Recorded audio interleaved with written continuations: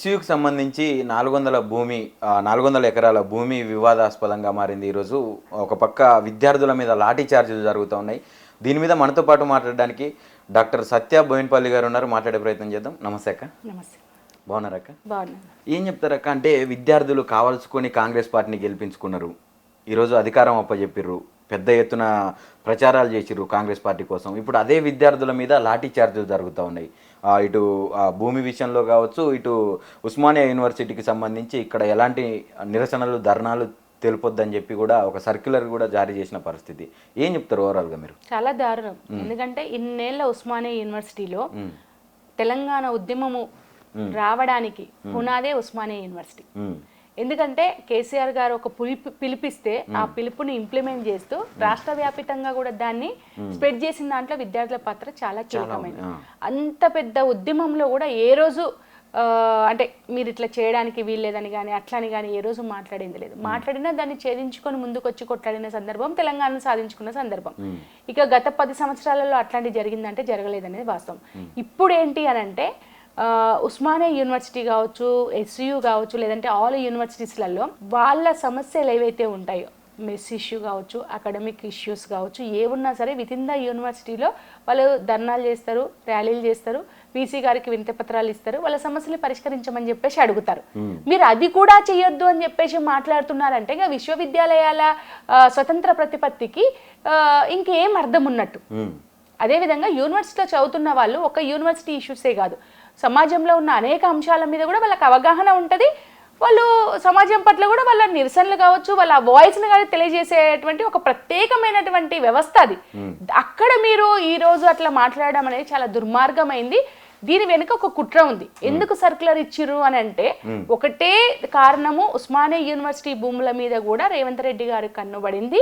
Osmania university భూములను touch చేస్తే ఈ విద్యార్థి సంఘ నాయకులు కావచ్చు, విద్యార్థులు కావచ్చు ఊరుకోరు. కాబట్టి ముందస్తుగానే ఒక సర్క్యులర్ని ఇచ్చి అందరు నోర్లు ముప్పించాలని చెప్పేసి ఒక పథకం ప్రకారం చేశారు. ఇది ఒక పెద్ద ఎలిగేషన్. అంటే ఉస్మానియా భూముల మీద కూడా మళ్ళీ తప్పకుండా ఎందుకు అనంటే ఇవాళ ఎస్సీయూది స్టార్ట్ చేశారంటే రేపు ఉస్మానియాకి వస్తారు, కాకతీయకి వెళ్తారు, తెలంగాణ యూనివర్సిటీకి వెళ్తారు, పాలమూరుకి వెళ్తారు, అన్ని చోట్ల కూడా ఆయన కన్నుందనేది స్పష్టమవుతుంది. ఎందుకనంటే ఇప్పుడు ఎగ్జాంపుల్ హెచ్సియూ తీసుకుందాం. హెచ్సియూ 400 ఎకరాల భూమి ఎట్లా వెళ్ళాడు? హెచ్సియూకు ఫుట్బాల్ ఆడడానికే పోయిండు, కానీ ఆయన కన్ను ఎక్కడ పడింది? భూముల మీద పడ్డది. ఇప్పుడు ఆయనకైననే ప్రభుత్వంలోకి వచ్చే కన్నా ముందు ఓపెన్ అయ్యిండు. అసలు ఆ రోజు విద్యార్థులు కానీ ప్రజలు కానీ అర్థం చేసుకోలేదు ఏంటంటే రేవంత్ రెడ్డి గారు నేను ఒక రియల్ ఎస్టేట్ వ్యాపారిని, నేను ఇంతే ఉంటా అని చెప్పేసి అన్నాడు. అది ఇప్పుడు ప్రూవ్ చేస్తున్నాడు గవర్నమెంట్లోకి వచ్చిన. ఎందుకంటే సర్కార్ ఆయన చేతిలో ఉంది, పోలీసు వ్యవస్థ ఆయన చేతిలో ఉంది. అడ్డగోలు హామీలు ఇచ్చిండు, అబద్ధపు 6 గ్యారంటీలు ఇచ్చిండు. ఇప్పుడు ప్రజల నుంచి వ్యతిరేకత వస్తుంది. నువ్వు హామీలు ఇచ్చావు కదా నెరవేర్చు అని చెప్పేసి రైతుల నుంచి వ్యతిరేకత వస్తుంది, విద్యార్థుల నుంచి వ్యతిరేకత వస్తుంది, మహిళల నుంచి వ్యతిరేకత వస్తుంది, అన్ని వర్గాల నుంచి వ్యతిరేకత వచ్చేసరికి దాని నుంచి బయటపడడం కోసం, ఖజానాను నింపడం కోసం ఇవాళ యూనివర్సిటీ భూముల మీద పడ్డారనేది వాస్తవం. ఈ యూనివర్సిటీ భూములు అమ్మి ఆ వచ్చిన డబ్బులు సగం వాళ్ళు నొక్కేస్తారు, సగం హామీల కోసం పెడతారు, లేకపోతే చూడాలి. అందుకే అంటే ఇప్పుడు స్థానిక సంస్థల ఎన్నికల్ని యాక్చువల్గా నిర్వహించాలి, వెనక్కిపోయారు. ఎందుకు వెనక్కిపోయారు అని అంటే ప్రజల్లో ఆల్రెడీ బాగా వ్యతిరేకత ఉంది. ఎందుకు వ్యతిరేకత ఉంది? ఒక హైడ్రా ఇష్యూ తీసుకుంటే చాలా మంది పొట్టగొట్టిండు రేవంత్ రెడ్డి. అదేవిధంగా ఒక లగచర్ల ఇష్యూ ఏదో అనుకొని పోయాడు, అక్కడి నుంచి వ్యతిరేకత వచ్చేసరికి మళ్ళీ నోరు మూసుకొని కూర్చున్న పరిస్థితి. ఇవాళ యూనివర్సిటీ విద్యార్థులని ఏం చేయర్లే అని చెప్పేసి అనుకున్నాడు. అసలు యూనివర్సిటీ విద్యార్థులతో పెట్టుకుంటే ప్రభుత్వాలే కూలిపోయినాయి అన్న విషయం ఆయనకు తెలియదా? మరి తెలిసి ఇట్లా చేస్తున్నాడు అనేది నాకు అర్థం కావట్లేదు. రేపు భవిష్యత్తు చాలా ప్రశ్నార్థకం అవుతుంది. ఒక్కొక్క యూనివర్సిటీ విద్యార్థి ఒక్కొక్క నాయకుడై రేవంత్ రెడ్డి బట్టలు కూడా తీసుకొడతారు. కానీ అసలు యూనివర్సిటీకి ఆ భూమికి ఎలాంటి సంబంధం లేదు, అందులో గుంట భూమి కూడా యూనివర్సిటీకి చెందింది కాదని చెప్పి బట్టి విక్రమార్క నిన్న ఒక సంచలన ప్రెస్ మీట్ కూడా పెట్టిండు కదా. అసలు బట్టి విక్రమార్క గారు ఏ మాత్రం సోయినా అట్లా మాట్లాడకూడదు. ఎందుకంటున్నా అంటే అది యూనివర్సిటీ భూమి కాకపోతే గత ప్రభుత్వంలో చంద్రబాబు నాయుడు ఆ భూమికి బదులుగా 397 ఎకరాల భూమిని వేరే చోట ఎందుకు కేటాయించిండు? కోర్టులో కేసు గెలిచిన తర్వాత గత ప్రభుత్వం బీఆర్ఎస్ ఆ భూమిని తీసుకునే అవకాశం ఉన్నా తీసుకోలేదు. తీసుకోకుండా అది యూనివర్సిటీకే ఉండాలని చెప్పేసి ఆలోచించింది, యూనివర్సిటీకే అప్పచెప్పింది. ఎందుకు? యూనివర్సిటీ భూములు అనేవి భవిష్యత్ తరాలకు సంబంధించి ఉపయోగపడడం కోసము అన్నన్ని వందల ఎకరాలు గత ప్రభుత్వాలు కేటాయించినాయి. ఇందిరమ్మ ఉన్నప్పుడే కేటాయించారు, అవునా కదా? ఇప్పుడు ఆ భూమిని లాక్కోవాల్సిన అవసరము వీళ్ళకి లేదు. ఆ భూమి రేపు కొత్త కోర్సులు వస్తాయి, కొత్త కోర్సులు వచ్చినప్పుడు కొత్త బిల్డింగ్స్ కావాలి, ఒక అకాడమిక్ వాతావరణం పెంపొందించడం కోసము వాళ్ళకి వసతి సౌకర్యం కోసం బిల్డింగ్లు కడతారు, లేదా క్లాసులు నిర్వహించడం కోసం బిల్డింగ్లు కడతారు, ఇంకా ఏ ప్రయోగాత్మకమైనటువంటి ల్యాబ్లు కట్టడానికైనా సరే ఆ భూమిని ఉపయోగిస్తారు. సో భవిష్యత్తును ఉపయోగించి ఇచ్చినటువంటి భూములకి వాళ్ళకి విజన్ లేదా? వాళ్ళకి విద్యారంగం మీద అవగాహన లేక అన్ని ఎకరాల భూములు ఇచ్చిరా? ఈరోజు నీకు విద్యారంగం మీద అవగాహన ఉండి, ప్రజాపాలన మీద అవగాహన ఉండి నువ్వు ఇవాళ భూములు నొక్కేస్తున్నావా? ఏది కరెక్టు అంటే రేవంత్ రెడ్డి చేస్తున్నది తప్పు. గత ప్రభుత్వాలు తీసుకున్నటువంటి లాంగ్ వ్యూ ఏదైతే ఉందో, ఆ విజన్ ఉందో అది కరెక్ట్. అది బీఆర్ఎస్ సంపూర్ణంగా ఇంప్లిమెంట్ చేసింది. బీఆర్ఎస్ కి అవకాశం ఉన్నా తీసుకోలేదు, ఎందుకంటే విద్యార్థులు ముఖ్యమని చెప్పేసి అనుకుంది. సెంట్రల్ యూనివర్సిటీ భూములు విద్యార్థులకు చెందాలని చెప్పేసి అనుకుంది. అదేవిధంగా అక్కడ ఉన్నటువంటి గ్రీనరీ ఏదైతే ఉందో, ఆ చుట్టుపక్కల ఉన్నటువంటి ప్రాంతాలన్నిటికీ కూడా అది ఒక ఊపిరి. దాన్ని చాలా ఉందాతనంగా కేసీఆర్ గారు ఆలోచించి యూనివర్సిటీకి అప్పచెప్పడం జరిగింది. కానీ ఇవాళ ఈ రియల్ ఎస్టేట్ వ్యాపారి ఒక్కటి అండి, ఈ రియల్ ఎస్టేట్ వ్యాపారి ఒక ఉద్యమకారుడు కాదు, ఈ రియల్ ఎస్టేట్ వ్యాపారి ఒక ప్రజానాయకుడు కాదు, ఈ రియల్ ఎస్టేట్ వ్యాపారి ఏ యూనివర్సిటీలో చదవలేదు. చదివి ఉంటే యూనివర్సిటీ ఔన్నత్యం ఏంటి, అసలు యూనివర్సిటీకి భూములు ఎందుకు ఇంత కేటాయిస్తారు, అసలు యూనివర్సిటీలో భవిష్యత్తు తరాల అవసరాలు ఏంటనేది ఆ జ్ఞానం అనేది రేవంత్ రెడ్డికి వస్తుండే. లేదు కాబట్టి ఇట్లాంటి చెత్త ఆలోచనలు, చెత్త పనులు, చెత్త సర్కులర్లు, భూమిని లాక్కునే ఆలోచనలు చేస్తున్నాడు అనేది ఈ విషయంతో స్పష్టమవుతుంది. రెండవది, అసెంబ్లీలో ఏం మాట్లాడాడు? మా ఇంట్లో ఆడపిల్లలు ఉన్నారు, మా కూతురు ఉంది, మా భార్య ఉంది, మా ఆడవాళ్ళని ఇట్లా దిట్టిస్తారా అని చెప్పేసి మాట్లాడిన బుద్ధి లేని రేవంత్ రెడ్డి, అసెంబ్లీ సాక్షిగా మాట్లాడిన రేవంత్ రెడ్డి నిన్న ఆడపిల్లల మీద లాఠీ చార్జ్ జరిగి బట్టలు కూడా తీసి లాక్కుపోతుంటే ఏం చేసిండు అంటే, వాళ్ళ ఇంట్లో ఉన్న వాళ్ళకి ఒక న్యాయమో, యూనివర్సిటీలో చదువుతున్న, విశ్వవిద్యాలయంలో చదువుతున్న అమ్మాయిలకు ఇంకొక న్యాయమా? అసలు అట్లా పోలీసుల్ని ఉసిగొల్పడం ఏంటి అసలు? ఇవాళ కూడా వాళ్ళు ధర్నా చేస్తుంటే చాలా స్వచ్ఛందంగా, చాలా అంటే ప్రజాస్వామ్యబద్ధంగా, శాంతియుతంగా కూర్చొని పాటలు పాడుతూ మా భూములు లాక్కోకండి అని చెప్పేసి వివిధ గ్రూపులకు సంబంధించిన విద్యార్థులు కూర్చొని ధర్నా చేస్తారు. వాళ్ళకి మొదటి నుంచి ప్రొఫెసర్స్ వాళ్ళ న్యాయమైన డిమాండ్లను సపోర్ట్ చేస్తారు, మద్దతు తెలుపుతారు. అది విద్యార్థులకు, మేధావులకు ఉన్నటువంటి ఒక సత్సంబంధం. దాన్ని నువ్వు అర్థం చేసుకోకుండా స్టూడెంట్స్ మీద లాఠీ చార్జ్ చేసావు, ప్రొఫెసర్ల మీద ఇంత దుర్మార్గమా? ఎక్కడైనా ప్రొఫెసర్ల మీద లాఠీ చార్జ్ చేసిన ఏ ప్రభుత్వాలన్నీ ఉన్నాయా? ఎంత సిగ్గుమాలిన ప్రభుత్వం. ఇదే ప్రభుత్వంకి జాతీయ నాయకుడు అయినటువంటి రాహుల్ గాంధీ ఇదే గ్రీనరీ మీద ఏం మాట్లాడిండు గతంలో? ఒక బొంబాయి అడవుల మీద ఏం మాట్లాడిండు, ఒక ఛత్తీస్గఢ్ అడవుల మీద ఏం మాట్లాడిండ్రు? గ్రీనరీకి సపోర్ట్ గా మేమున్నామని చెప్పేసి వీళ్ళు పార్లమెంట్ ఎన్నికల ముందు వీళ్ళ మేనిఫెస్టోలో ఏం మాట్లాడిర్రు, ఎలాంటి హామీలు ఇచ్చిర్రు? ఇవాళ ఏం చేస్తున్నారు?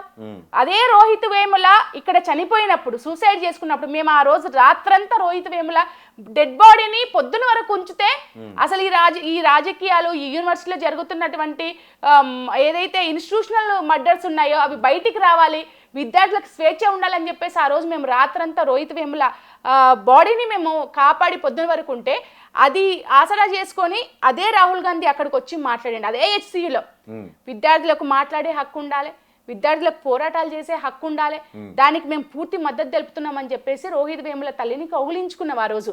ఈ రోజు ఏమైంది? అదే అనేక మంది రోహిత్ వేములాలు ఇవాళ 400 ఎకరాల భూమి మాది, భవిష్యత్ తరాలకు మేము ఇవ్వడం కోసము ఆ భూమి ఉంది కాబట్టి మేము దాన్ని కాపాడుకుంటామని చెప్పేసి బయటకు వస్తే, నీ ప్రభుత్వము, నీ రేవంత్ రెడ్డి పోలీసులను ఉసిగొలిపి అంత దారుణంగా కొట్టించాల్సిన అవసరం ఏముంది? వాళ్ళు అసలు విద్యార్థులే కాదని చెప్తున్నాడుగా పొంగులేటి శ్రీనివాసరెడ్డి. వాళ్ళు పేమెంట్ బ్యాచ్ అని చెప్తా ఉన్నాడు. ఎవరు వాళ్ళు? అసలు సెంట్రల్ యూనివర్సిటీలోకి బయట వాళ్ళని రానియరన్న ఇంగితం వీళ్ళకుందా? మీరు ప్రయత్నం చేయండి, మీడియా వాళ్ళని లోపలికి పంపిస్తారేమో. ఖచ్చితంగా యూనివర్సిటీ విద్యార్థులు ఐడి కార్డు చూపిస్తేనే లోపలికి పోతారు. అట్లా ఇష్టం వచ్చినట్టు బోనీక లేదు సెంట్రల్ యూనివర్సిటీకి. అసలు బుద్ధి లేక మాట్లాడుతున్నారు, తెలివి లేక మాట్లాడుతున్నారు. స్వచ్ఛమైనటువంటి విద్యార్థి నాయకులు వాళ్ళు, విద్యార్థులు వాళ్ళు. అక్కడ సెంట్రల్ యూనివర్సిటీలో ఎలక్షన్స్ జరుగుతాయి, ఎలక్షన్స్ ద్వారా ఎలక్ట్ అయినటువంటి విద్యార్థి సంఘాలు ఇవాళ మాట్లాడుతున్నారు. అంటే ఇప్పుడు ఎన్ఎస్యుఐ ఉంది ఎగ్జాంపుల్, ఇదే ఎన్ఎస్యుఐ కాంగ్రెస్ పార్టీకి అనుబంధమైనటువంటి విద్యార్థి సంఘం. ఈ విద్యార్థి సంఘమే మాట్లాడింది కదా, ఈ విద్యార్థి సంఘం ప్రశ్నిస్తుంది కదా రేవంత్ రెడ్డిని. మరి వాళ్ళు కూడా పెయిడ్ బ్యాచా? వాళ్ళని కూడా కేటీఆర్ గారు ప్రభావితం చేసిరా? ఒకవేళ కేటీఆర్ గారే ప్రభావితం చేసిరా అనుకుందాం, అయితే నువ్వు ముఖ్యమంత్రి ఉండి ప్రభావితం చేయలేదంటే కేటీఆర్ గారు ప్రభావితం చేసినారంటే కేటీఆర్ గొప్ప కదా ఇక్కడ. దాన్ని కూడా యాక్సెప్ట్ చేద్దాము. అంటే నువ్వు చేతగాంతనము, నువ్వు దద్దమ్మవు, నీకు ఎలాంటి గ్రిప్పు లేదు అనేది అయితే అర్థమవుతుంది. పరిపాలన మీద కానీ ప్రజల మీద కానీ ఎట్లా మాట్లాడగలుగుతున్నారు పొంగులేటి కానీ, బట్టి విక్రమార్క కానీ, లేకపోతే రేవంత్ రెడ్డి గారు కానీ? ప్రజాపాలన అని చెప్పేసి అధికారంలోకి వచ్చారండి వీళ్ళు. ప్రజల్ని పట్టి పీడిస్తున్నారు. దానికి వాళ్ళ విద్యార్థులు కూడా బలవుతున్నారు. లగచర్ల విషయాన్ని తీసుకోండి. రాత్రికి రాత్రి పోయి వాళ్ళ ఇండ్ల మీద పడి అమ్మాయిని, గర్భిణీ తల్లుల్ని కావచ్చు, లేకపోతే పసిబిడ్డలు ఉన్న వాళ్ళని కావచ్చు, బయటికి ఇడ్చి కొట్టిరు. ఇటు హైడ్రా పేరుతో చిన్నపిల్లల పుస్తకాలు తీసుకుంటా అంటే కూడా చాలా కర్కశంగా వ్యవహరించారు. వీళ్ళు ఎప్పుడు పనిచేస్తున్నారండి? ప్రభుత్వము ఎప్పుడు పనిచేయాలి? ప్రతిరోజు పనిచేయాలి. ఈ కాంగ్రెస్ ప్రభుత్వం అధికారంలోకి వచ్చినప్పటి నుంచి ఏ రోజులు పనిచేస్తారు? శని ఆదివారాల తప్ప ఎప్పుడు పనిచేయట్లేదు.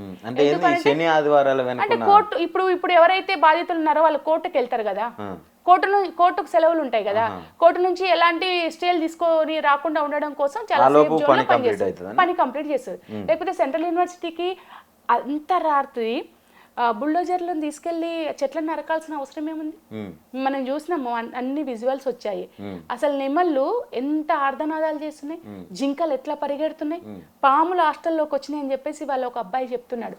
కొండ చెలువ మా హాస్టల్లోకి వచ్చింది అని చెప్పేసి.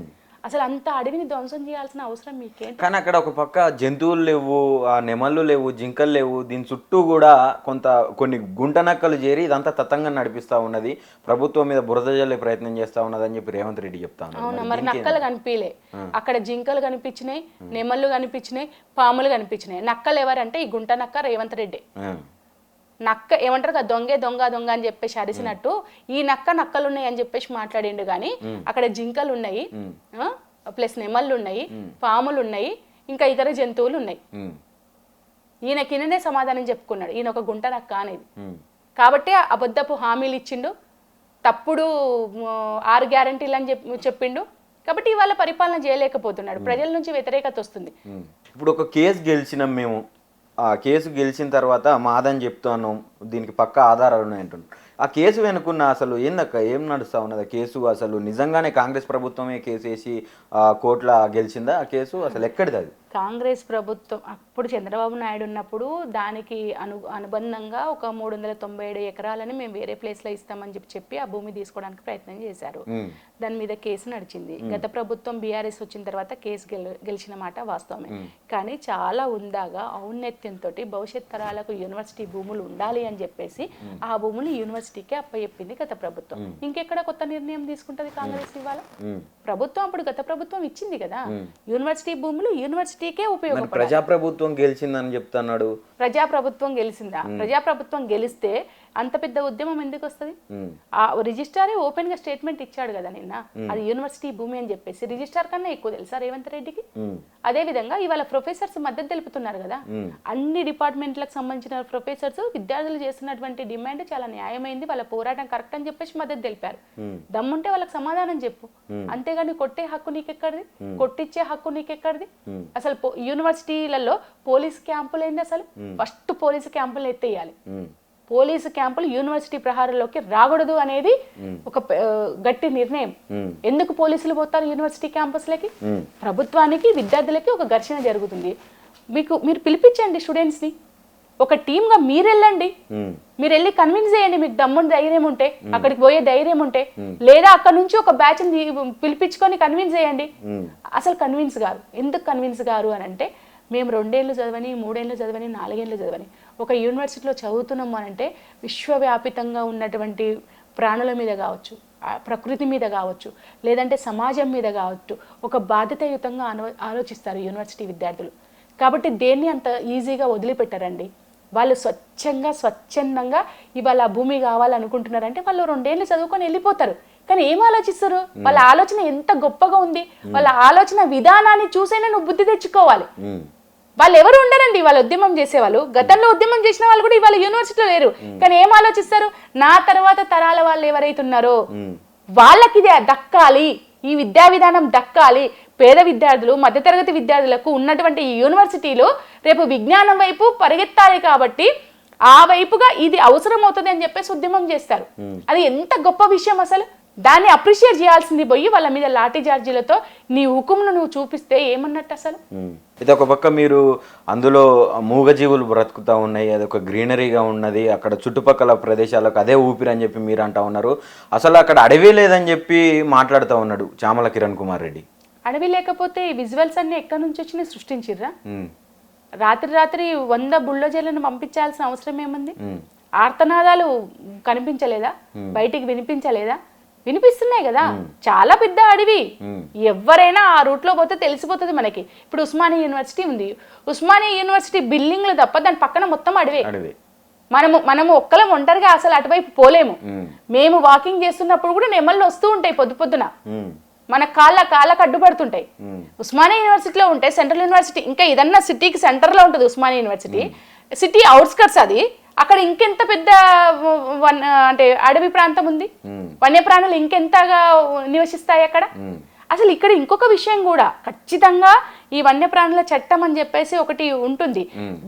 వాళ్ళు ఎందుకు రెస్పాండ్ అవ్వట్లేదు? అసలు వాళ్ళు కూడా రెస్పాండ్ అవ్వాలి. అసలు అవకాశం లేదు అట్లా చేయడానికి, అది చాలా తప్పు కూడా.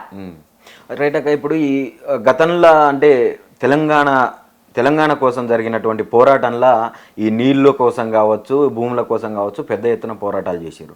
మళ్ళీ ఇప్పుడు ఒక 10 సంవత్సరాలు అంత సస్యశ్యామలంగా ఉంది అనుకున్న తరుణంలో మళ్ళీ కాంగ్రెస్ వచ్చిన తర్వాత అదే భూముల కోసం, అదే నీళ్ళ కోసం ఇప్పుడు రైతులు కూడా రోడ్లు ఎక్కిన పరిస్థితి. ఇటు భూముల కోసం మళ్ళీ అటు లగచర్ల కావచ్చు, ఇటు హెచ్సియు కావచ్చు, మొన్న హైడ్రా కావచ్చు. ఎట్లా చూస్తారు దీన్ని అంతటికి? మళ్ళా అంటే పెద్దసారి ఆ రోజు చెప్పిండు ఎలక్షన్స్లలో, ఏమంటారు కదా, ఒక్కసారి మనం ఆదమరిస్తే మళ్ళా 100 ఏళ్ళు వెనక్కిపోతాం అన్నాడు. అది నిజమే తెలుస్తుంది ఇప్పుడు. ఎందుకనంటే అక్కడ లగచర్లలో ఏం మాట్లాడిండు, తొండలు కూడా గుడ్లు పెట్టని ప్రాంతం అని చెప్పి చెప్పిండు. అవి తొండని గుడ్లు పెట్టని ప్రాంతం కాదు, మంచిగా పంటలు పండే ప్రాంతం అని చెప్పేసి రైతులందరూ మొత్తం చూపించారు సమాజానికి. కేటీఆర్ అయినా కూడా ఆ మధ్య పోయి చూసినటువంటి అంశం. ఇక ఇక్కడ హైడ్రా ఏం చెప్పారు, ఇదంతా కూడా గవర్నమెంట్ వీళ్ళు అన్యాయంగా కట్టారు అని చెప్పి చెప్పిండు. అదే పేదవాళ్ళ గుడిసెల్ని గూలగొట్టిండు, అదే పేదవాళ్ళ ఇండ్లను గూలగొట్టిండు. కానీ పెద్ద పెద్ద బడాబాబుల ఇళ్ళని టచ్ చేసిండు. అసలు ఎంత విమర్శ వచ్చింది. ఇప్పుడు ఇక్కడ కూడా సెంట్రల్ యూనివర్సిటీ భూముల్ని కూడా ఇది కాకుండా 39,000 ఎకరాలు ఇంకొక దగ్గర ఇప్పుడు సరిపోతుంది కదా, ఇంకెందుకు అంత దురాశ? ఒక్కటే గవర్నమెంట్ అంటే ప్రజలు ఏం ఆలోచించారంటే 10 ఏళ్ళు పరిపాలించిండు కదా, ఒక మార్పు. ఆ మార్పు కూడా ఎట్లా అనుకున్నారు? కేసీఆర్ సార్ 2,000 ఇస్తున్నాడు, ఈయన 4,000 ఇస్తా అంటుండు కదా. కేసీఆర్ సార్ రైతు బంధు 10,000 ఇచ్చిండు, ఈయన 15,000 ఇస్తా అంటుండు కదా. కళ్యాణ లక్ష్మి ఇచ్చిండు, ఈయన తులం బంగారు ఇస్తా అంటుండు కదా. 1,16,000 రూపాయలు ఇచ్చినోడు కదా కేసీఆర్ సార్, తులం బంగారు ఇస్తా అంటుండు కదా అని అనుకున్నారు. తప్పితే ఇది ఇంత దుర్మార్గంగా ఉంటదని చెప్పేసి వాళ్ళు కూడా ఆలోచించలే. అందుకే ఏ ప్రభుత్వాలకు రాని వ్యతిరేకత ఈ కాంగ్రెస్ గవర్నమెంట్ ఏర్పడిన 6 నెలల్లోనే స్టార్ట్ అయింది. మీరు చూడండి, 6 months అయింది, అప్పటికీ వీళ్ళ మీద వ్యతిరేకత స్టార్ట్ అయింది. ఓపెన్ అయ్యారు. పబ్లిక్ ఎప్పుడు కూడా ప్రభుత్వాల మీద అంత తొందరగా ఓపెన్ కాదు. మీరు చూడండి, ఎక్కడైనా సరే మీరు మైక్ తీసుకుపోయి పెట్టిర్రు అంటే ఈ అమ్మాయి ఎంత దరిద్రులే చేశాడు, వీడు మోసం చేసిండు మమ్మల్ని, మాకు రైతు బంధు రాలేదు, ఏది రుణమాఫీ కాలేదు, మా బిడ్డకు కళ్యాణ లక్ష్మి రాలేదు. అసలు ఇంకా ఎంత దుర్మార్గం అండి. కేసీఆర్ గారు కిట్టు, గర్భిణీ స్త్రీలు డెలివరీ అయిన తర్వాత పౌష్టికారం కోసం ఒక కిట్ ఇచ్చేవాళ్ళు గవర్నమెంట్ హాస్పిటల్స్ వల్ల. ఆ కిట్టుకు కూడా బడ్జెట్ లేదని చెప్పేసి మాట్లాడిండండి అసెంబ్లీలో, దాన్ని కూడా బంద్ చేసిండు. ఇంత దుర్మార్గం ఉంటుందా? చాలా నీచమైన ప్రభుత్వము. ప్రజల నుంచి విపరీతమైన వ్యతిరేకత వస్తుంది. ఆ వ్యతిరేకతతోనే స్థానిక సంస్థల ఎన్నికల్ని కూడా వాయిదా వేసుకోవడం జరిగింది. ఇవాళ బీసీ ఎజెండాతో ముందుకు పోయినా, బీసీ బిల్లు పెట్టినా వాళ్ళకి ఎలాంటి న్యాయం అయితే జరగదు. బీసీ వాళ్ళకి కూడా అర్థమైపోయింది. అందుకే తీన్మర్మలను ఓపెన్గా మాట్లాడిండు. ఇంకొక విచిత్రమైన అంశం ఏంటంటే, ఇట్లాంటి అంశాలలో మేధావులు ఎక్కడ కూడా జంకరు. కానీ ఒక ఆశ్చర్యకరమైన, చాలా మందితో నేను ఈ 2-3 రోజులుగా మాట్లాడుతుంటే చాలా మంది ఎక్స్ప్రెస్ చేస్తున్నారు, అసలు కోదండరామ్ సార్కి ఏమైంది, కోదండరామ్ సార్ ఎందుకు మాట్లాడతలేడు? అసలు సెంట్రల్ యూనివర్సిటీ, ఎందుకంటే ఉస్మానియా యూనివర్సిటీలో ఒక ప్రముఖ పాత్ర పోషించినటువంటి మేధావి మా ప్రొఫెసరు, ఆయన తెలంగాణ మూమెంట్లో అనేక సందర్భాలలో వాయిస్ చేసినటువంటి వ్యక్తి. అంటే పార్టీలకు అతీతంగా ఏది జరిగినా సరే మేధావులు అనే వాళ్ళు ఓపెన్ అవుతారు. ఈ రోజు 400 ఎకరాల భూములు అక్కడ అన్యాయం అవుతున్నాయి అని చెప్పి స్టూడెంట్స్ గొడవ చేస్తుంటే ఒక మాట మాట్లాడట్లేరు. ఇదేమి మేధావి దౌర్భాగ్యం అని చెప్పేసి మాట్లాడుకుంటున్నారు పబ్లిక్. కాబట్టి కొదండం సార్ కూడా బయటికి రావాలి, ఓపెన్ అవ్వాలి, మాట్లాడాలని చెప్పేసి కూడా నేను ఈ సందర్భంగా డిమాండ్ చేస్తున్నాను. అయితే ఇప్పుడు ఈ పోలీస్ శాఖ అంటే పోలీస్ వ్యవస్థ మీద ఏం చెప్తారక్క? బాగా లాఠీ చార్జులకు కానీ ఇటు అరెస్టులకు కానీ కొంచెం అత్యుత్సాహం ప్రదర్శిస్తూ ఉన్నదని చెప్పి బయట చర్చ నడుస్తూ ఉన్నది. ఏం చెప్తారు? వాస్తవమే, మన కళ్ళ ముందు కనిపిస్తుంది కదా, అత్యుత్సాహంగా ప్రవర్తిస్తున్నారు పోలీసు వాళ్ళు. అవసరం లేదు, మీకెందుకు అంత అత్యుత్సాహం? వాళ్ళు చేస్తున్నది నిజమైన పోరాటం, శాంతియుత పోరాటం. మీకు యూనివర్సిటీలతో ఎలాంటి సంబంధం లేదు. మీరు అక్కడ అంత ఉత్సాహం చూపిస్తున్నారు కదా, ఇదే పోలీసులు మహిళల మీద ఇన్ని అఘాయిత్యాలు జరుగుతున్నాయి కదా, ఇటు పోయిరండి వీళ్ళు. నిన్న కాక మొన్న MMTS లో అత్యాచారం జరిగితే తన ప్రాణాలు కాపాడడం కోసం రైల్లో నుంచి దూకింది ఆ అమ్మాయి. ఆ కేసు ఎటు పోయిందండి? అంతెందుకు నాగర్ కర్నూల్లో 9 మంది just 2 days back gang rape చేశారు నైట్ టైం. అసలు ఎంత నీచాతి నీచం అంటే రాత్రంతా ఆ అమ్మాయిని అత్యాచారం చేస్తూ దాహం అవుతుందంటే యూరిన్ పోసిరట నోట్. అన్ని పేపర్లలో వస్తుంది. ఈ పోలీసులు ఏం చేస్తున్నారండి? ఇక్కడికి వచ్చి లాఠీ చార్జ్ చేస్తున్నారు. ఒక జర్మనీ అమ్మాయి ఇక్కడ సందర్శనకు వస్తే ఆ అమ్మాయిని కూడా అత్యాచారం చేసినటువంటి పరిస్థితి.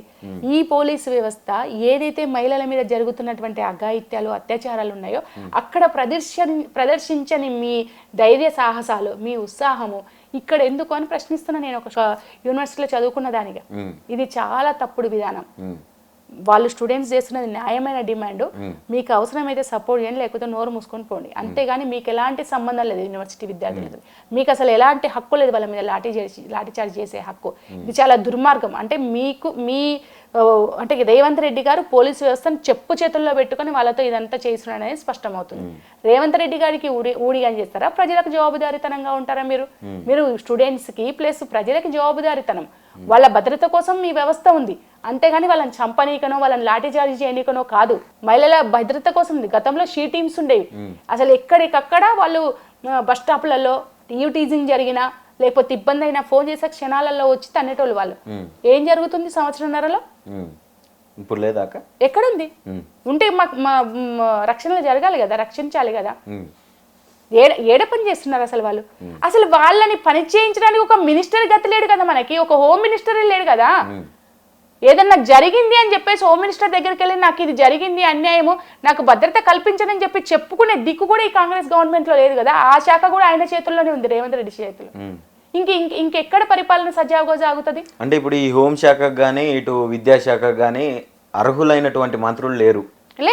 నా దగ్గరనే పెట్టుకున్నా, అందుకే నేను ఒక్కనే కరెక్ట్ ఎలిజిబుల్ అని చెప్పి చెప్తా ఉన్నాడు కదా. అంటే మరి ఇక వీళ్ళందరూ ఎన్నికైన వాళ్ళందరూ అనర్హులేనా? వీళ్ళు ఎలక్షన్ లో పార్టిసిపేట్ చేసి గెలిచిన ఎమ్మెల్యేలనే నువ్వు మినిస్టర్ని చేయాలి కదా. వీళ్ళందరూ అనర్హులా? అంటే నీకు నువ్వుగానే ప్రకటిస్తున్నావా? ప్రభుత్వాన్ని ఇట్లనే నడపదలుచుకున్నావా? ఇది సరైన పద్ధతేనా?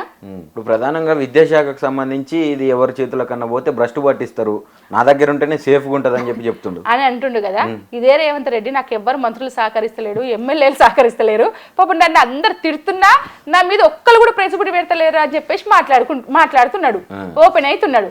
ఈయన వాళ్ళ అనర్హులు కాదండి, ఈయన అనర్హుడు. ఫస్ట్ ఎందుకు అనర్హుడు అంటే ఒక పార్టీ ఎజెండా కింద పనిచేసిన ఆయన కాదు, ఒక ఉద్యమకారుడు కాదు, ఒక ప్రజా భావజాలంతో వచ్చి పనిచేసిన ఆయన కాదు. ఈయన ఒక రౌడీజం తోటి బ్లాక్ మెయిల్ చేసి అడ్డదిడ్డంగా డబ్బులు పెట్టి అధికారంలోకి వచ్చిన ఆయన. PCC అట్లనే తెచ్చుకున్నాడు, ప్లస్ ముఖ్యమంత్రి పదవి కూడా అట్లనే తెచ్చుకున్నాడు. పాపం ఎన్నో ఏళ్ల నుంచి చాలా సిన్సియర్గా అదే పార్టీని నమ్ముకొని అదే పార్టీలో ఎన్నో ఒడిదుడుకులు వచ్చినా నిలబడినటువంటి ఉత్తమ్ కుమార్ కావచ్చు, కోమటిరెడ్డి వెంకటరెడ్డి కావచ్చు, లేకపోతే XYZ ఎవరైనా కావచ్చు. ఇప్పుడు వాళ్ళు ఎందుకు సహకరిస్తారండి ఈయనకి? ఎందుకు సహకరించాలి? నువ్వు మంచి నిర్ణయాలు తీసుకుంటే సహకరిస్తారు, అడ్డగోలు నిర్ణయాలు తీసుకుంటే ఎందుకు సహకరిస్తారు? సహకరించరు కదా. అసలు ఆయనే అనర్హుడు అని చెప్పి వాళ్ళు అనుకుంటుంటే ఇంకా వాళ్ళని అనర్హుడు అని చెప్పేసి ఈయనంటే ఇంకా ఇంతకన్నా విచిత్రమైన ప్రశ్న, మాటలు కొత్తగా ఉన్నాయి తెలంగాణ సమాజంలో. అంటే ఇప్పుడు ముఖ్యమంత్రి పదవికి రేవంత్ రెడ్డి అనర్హుడు అంటున్నారు సత్య గారు. నేను కాదు, వాళ్ళ పార్టీ వాళ్ళే అంటున్నారు. వాళ్ళ పార్టీ వాళ్ళే, మా పార్టీ వాళ్ళు ఎవరు సహకరించట్లేరు నాక అని చెప్పేసి ఆయనకాయనే ఓపెన్ అయ్యిండు, వాళ్ళు కూడా సహకరించట్లేరు. అందుకే ఇట్లా తగలనింది తెలంగాణ. రైట్. ఇప్పుడు ఉస్మానియా గడ్డ మీద రీసెంట్గా ఒక సర్క్యులర్ జారీ చేసారు, దాదాపుగా నెలగా వస్తున్నది అడ్డు ఇటు. ప్రజెంట్ నిన్న మొన్న కూడా కొత్తగా ఇంకో సర్క్యులర్ జారీ చేసినట్టుగా చెప్తా ఉన్నారు. అది అంటే ముగింపు కార్యక్రమాలు, ముగింపు సభలు కావచ్చు, ఇంకా ఇతరత్ర సభలు ఏవైతే ఉన్నాయో అవన్నిటికీ కూడా అతిథులుగా పిలిచేటటువంటి వాళ్ళని అధికారులని ఎవరికీ ఎలో లేదు, వాళ్ళు అక్కడికి రావాలన్నా కూడా ఖచ్చితంగా పర్మిషన్లు తీసుకోవాలని చెప్తా ఉన్నారు. ఈవెన్ ఫ్లెక్సీలకు కూడా ఏం చెప్తారు మీరు దీని మీద? ఇది ఇంకా విచిత్రంలో విచిత్రం అండి. ఎందుకంటే ఏ విద్యార్థి సంఘం ఎవరిని పిలుచుకోవాలని వాళ్ళు నిర్ణయించుకుంటారు. వాళ్ళు నిర్ణయించుకున్న పేర్లను యూనివర్సిటీకి ఏం సంబంధం? అక్కడ అనేక భావజాలాల సంఘర్షణ అక్కడ జరుగుతుంది. ఒక దళిత భావజాలం చర్చ ఉంటుంది, ఒక కమ్యూనిస్టు భావజాలం చర్చ ఉంటుంది, ఒక రైటు చర్చ ఉంటుంది, అదేవిధంగా ఒక రైటిస్టుల చర్చ ఉంటుంది, బీజేపీ, ఆర్ఎస్పీ, ఏబీపీ ఏదైనా కావచ్చు. అవన్నీ చర్చలను అవన్నీ రూపకల్పన ఎవరైతే చేసుకుంటారో ఆ విద్యార్థి సంఘాలు చేసుకుంటారు. ఎవరిని స్పీకర్ని వెళ్ళాలి, నీకేం సంబంధం? రెండోది, అసలు సర్క్యులర్ అనేది అసలు గతంలో ఎప్పుడన్నా చూసిరాక ఇట్లా మీరు యూనివర్సిటీలో ఉన్నప్పుడు? ఎప్పుడు లేదు. అసలు వైస్ ఛాన్సలర్ అనే వాళ్ళు ఎంత కఠినంగా ఉంటారు అని అంటే, ప్రభుత్వాలు ఏ నిర్ణయాలన్నా తీసుకొని అది యూనివర్సిటీకి అవసరమైతే ఇంప్లిమెంట్ చేస్తారు, లేకపోతే పక్కన పెడతారు. అంతెందుకండి, తెలంగాణ ఉద్యమంలో తిరుపతిరావు సార్ ఉన్నారు. తిరుపతిరావు సారు ఆ రోజు మా మీద జరిగిన లాఠీ చార్జీలు కావచ్చు, దేనైనా సరే ఎప్పటికప్పుడు ఖండిస్తుండేవాడు. పోలీసులకు తలొగ్గలేదు, ప్రభుత్వానికి తలొగ్గలేదు, విద్యార్థుల పక్షాన ఉన్నాడు. మాకు హాస్టల్స్ మూసేసి మెస్సులు క్లోజ్ చేస్తే ఆయన వచ్చి మాకు మెస్సు పెట్టిన రోజులు ఉన్నాయి, మాకు భోజనాలు ఆఫర్ చేసిన రోజులు ఉన్నాయి. అట్లాంటి వైస్ ఛాన్సలర్స్ ఉంటారు యూనివర్సిటీలలో. ఈ వైస్ ఛాన్సలర్ ఏంటి, అసలు గవర్నమెంట్ ఏది చెప్తే అది తూచే తప్పకుండా పాటిస్తున్నటువంటి పరిస్థితి వాళ్ళు ఉంది. అక్కడ ఉన్నటువంటి ప్రొఫెసర్స్ కూడా చాలా మంది వ్యతిరేకిస్తున్నారు, సర్క్యులర్ ని వెనక్కి తీసుకోవాలని చెప్పేసి వాళ్ళు కూడా వాయిస్ ఇస్తున్నారు ఓపెన్ గా. కాబట్టి ఇది చాలా తప్పుడు నిర్ణయం. యూనివర్సిటీలలో ఇట్లాంటి వాటికి అసలు అవకాశమే లేదు. ఓవరాల్ గా ఇప్పుడు ఒక యూనివర్సిటీల నుంచి వచ్చిన సత్య గారు, మీరు ఇటు 400 ఎకరాల భూమికి సంబంధించింది కావచ్చు, ఇటు ఉస్మానియా గడ్డ మీద ఉన్నటువంటి సర్క్యులర్ కావచ్చు, ఏం చెప్తారు ఫైనల్ గా? రెండూ తప్పే. భూమి భవిష్యత్ తరాలకు సంబంధించింది, ఖచ్చితంగా యూనివర్సిటీ వాళ్ళకి అది ఉండాలి. అది సాధించుకునే వరకు విద్యార్థులు ఉద్యమం కొనసాగించాలి. బీఆర్ఎస్ పార్టీ తరఫున అదేవిధంగా అనేక ఉద్యమాలకు ప్రాతినిధ్యం వహించినటువంటి నేను ఖచ్చితంగా పూర్తి మద్దతు తెలియజేస్తున్నాను వాళ్ళకి.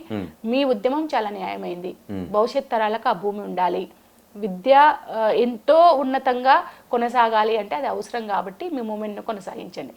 ఇప్పుడు ప్రభుత్వం వాళ్ళ మీద చేసినటువంటి లాఠీ చార్జ్ ఏదైతే ఉందో, స్టూడెంట్స్ మీద కావచ్చు, ప్రొఫెసర్ల మీద కావచ్చు, అది చాలా అన్యాయమైంది. దాన్ని నేను తీవ్రంగా ఖండిస్తున్నాను. ఇక ఉస్మానియా యూనివర్సిటీకి సంబంధించిన సర్క్యులర్ని కూడా ఇమీడియట్గా ఉపసంహరించుకోవాలి. ప్లస్ నిన్నగాక మొన్న ఇచ్చి మా పర్మిషన్ తీసుకొని సదస్సులు పెట్టాలనేది కూడా అది తప్పుడు నిర్ణయం, దాన్ని కూడా వెనక్కి తీసుకోవాలి. ఆల్ యూనివర్సిటీ స్టూడెంట్స్ యూనియన్స్ కూడా ఐక్యమైనవి, అటు ఎస్సీ విద్యార్థులకి సపోర్ట్ తెలియజేస్తున్నాయి, యూనివర్సిటీలో జరిగినటువంటి ఈ సర్క్యులర్ని కూడా రద్దు చేయాలని చెప్పేసి ఉద్యమం చేస్తున్నాయి. కాబట్టి ప్రభుత్వం దీనికి తలొగ్గక తప్పదు అని అయితే నేను అనుకుంటున్నాను. థ్యాంక్ యూ అక్క, thank you so much. Thank you.